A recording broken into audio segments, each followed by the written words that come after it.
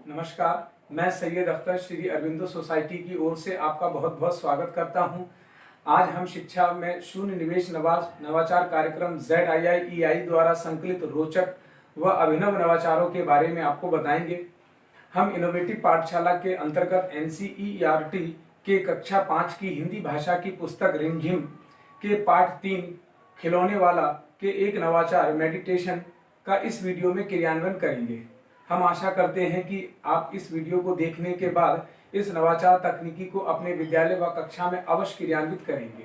इस पाठ को ZIIEI के कई नवाचारों के माध्यम से पढ़ाया जा सकता है, परंतु आज हम अभिनव शिक्षण तकनीकी के अंतर्गत मेडिटेशन विधि से इसे समझेंगे।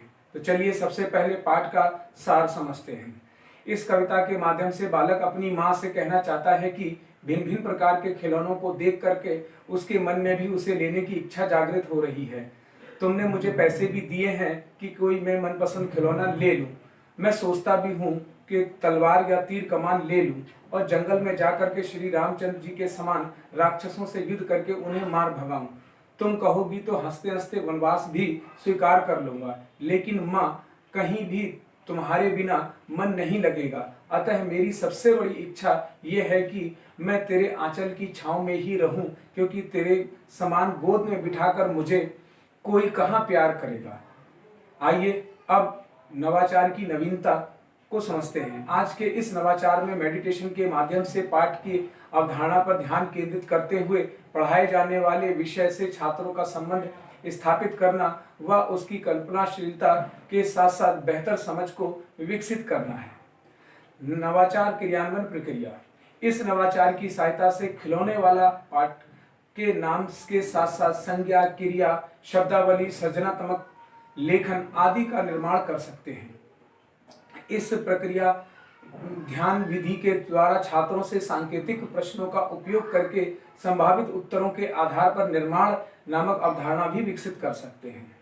आइए गतिविधि निर्माण की प्रक्रिया को समझते हैं। इस गतिविधि में मेडिटेशन के माध्यम से छात्रों को विभिन्न प्रकार के खिलौनों और खिलौने बेचने वाले अर्थात मेले आदि के बारे में सोचने का ध्यान कराया जाता है। सर्वप्रथम शिक्षक छात्रों से बात करते हुए उन्हें बताते हैं कि हम आज मेडिटेशन के माध्यम से पढ़ाई करते हुए अपनी कल्पना शक्ति का प्रयोग करेंगे। जैसे शिक्षक पूछते हैं कि आप लोग घर पर किन किन वस्तुओं से खेलते हैं, या आप जब छोटे थे तो किन वस्तुओं से खेलते थे।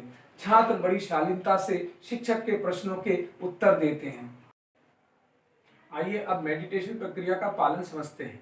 अब शिक्षक छात्रों को आंख बंद करके शांत बैठने को कहते हैं, फिर गहरी सांस लेकर धीरे धीरे छोड़ने को कहते हैं। सभी छात्र अपनी आंखें बंद करके गतिविधि को जारी रखते हैं। अब शिक्षक छात्रों से कहते हैं कि आप कल्पना कीजिए कि आप किसी मेले में हैं, जहां बहुत सारे खिलौने वाले दिखाई दे रहे हैं। साथ ही अन्य सामान बेचने वालों के बारे में भी सोचें। अब सोची गई बातों के आधार पर छात्रों से एक छोटी सी कहानी लिखने को कहा जाता है, जिसमें निम्न बातों का ध्यान रखना होता है। जैसे सामान बेचने वाले क्या आवाज लगा कर बुलाते हैं, उनके पास कैसे खिलौने व सामान थे, तुमने कौन सा सामान व खिलौना खरीदा और क्यों। इस प्रकार कुछ समय बाद शिक्षक छात्रों की कहानी सुनकर व एक दूसरे के उत्तरों को सुनकर उस पर चर्चा करते हैं, जिससे छात्रों में सृजनात्मक लेखन की समझ के साथ साथ कल्पना क्षमता का भी विकास होता है। अंत में शिक्षक चर्चा के आधार पर छात्रों को बताते हैं कि आज की हमारी कविता का नाम खिलौने वाला है। इस प्रकार आज के नवाचार क्रियान्वयन प्रक्रिया द्वारा छात्रों में अनेक लाभ प्राप्त हो सकते हैं, जैसे प्रश्न पूछना, निजी अनुभवों को साझा करना, तर्क देना, अपनी बात को स्वयं की भाषा में कहना व लेखन क्षमता को विकसित करना की पूर्ति हो सकती है।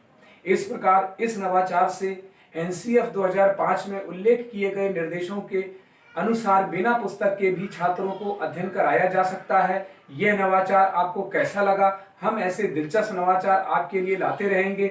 आपसे अनुरोध है कि ZIIEI का YouTube चैनल सब्सक्राइब जरूर करें।